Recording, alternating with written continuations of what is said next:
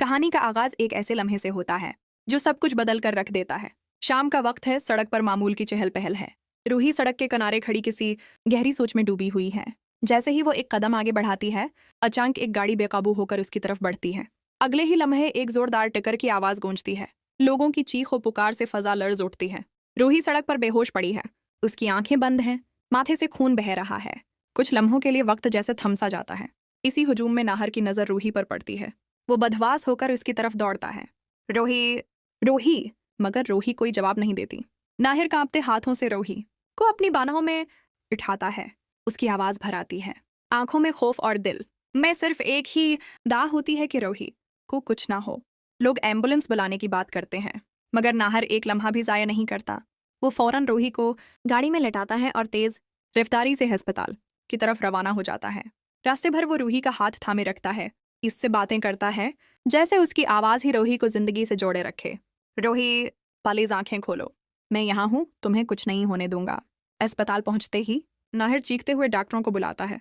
Stretcher आता है, रोही को फौरन इमरजेंसी में ले जाया जाता है। दरवाजे बंद हो जाते हैं। नाहिर वहीं खड़ा रह जाता है, टूटा हुआ, बेबस और खौफजदा। और यही हादिसा आगे चलकर वो सच सामने लाने वाला है जो नाहिर की सोच, रूही के भरोसे और पूरे घर की बुनियादें हिला देगा। घर में अजीब सी खामोशी छाई हुई है। हर किसी की नजरें नाहर पर हैं, मगर नाहर खुद नजरें चरा रहा है। उसकी आंखों में उलझन है, गुस्सा भी है और कहीं ना कहीं एक गहरा खौफ भी। रूही खामोशी से उसे देख रही है। वो कुछ नहीं कहती, मगर उसकी खामोशी बहुत कुछ कह रही है। आखिरकार नाहर बोलता है।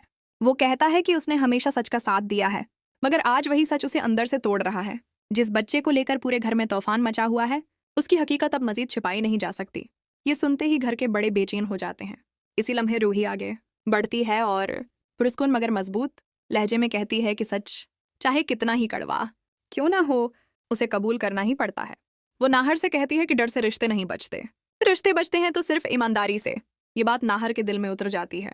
खानदान के कुछ अफराद दबाव डालने की कोशिश करते हैं कि बात को यहीं खत्म कर दिया जाए ताकि बदनामी ना हो, मगर आज नाहर पहली बार साफ लफ्जों में कहता है कि अगर सच छिपाया गया तो ये घर अंदर से खोखला हो जाएगा।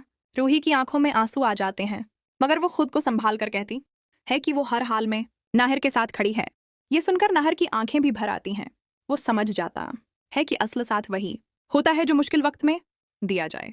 एपिसोड के आखिरी लम्हात में नाहिर एक बड़ा फैसला लेता है। वो ऐलान करता है कि अगली सुबह वो सबके सामने पूरी सच्चाई रखेगा, चाहे अंजाम कुछ भी हो। घर में सन्नाटा छा जाता है, क्योंकि सब जानते हैं कि अब कुछ भी पहले जैसा नहीं रहेगा। और आखिर में एक सवाल सबके दिलों में गूंजता है, क्या शीतल का बरसों से खेला गया ये खेल अब खत्म होने वाला है, या फिर रोही की सच्ची मोहब्बत हर साजिश को शिकस्त देकर नाहिर को हासिल करने में कामयाब हो जाएगी।